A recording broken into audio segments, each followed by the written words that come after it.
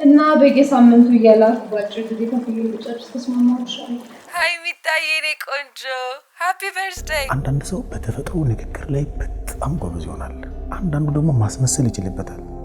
ስለዚህ እንደዚህ አይነቱ ሰው ወይ ፖለቲሻን አለም ደግሞ አክትረስ ሆኖ መኖር ይችላል ማለት ነው። ሁሉንም ቲዮሪዎች ነጮች ስላመጡት ብቻ ትክክል ነው ብሎ መቀበል ተገቢ አይመስለኝም። ናፍቃ እኮ ነው። በጣም ታስቀናላችሁ። ቆይ ግን እንዴት እስካሁን ይሄን ታሪክ አልነገርሽኝም? ይሄ ደግሞ ምን ተብሎ ይነገራል?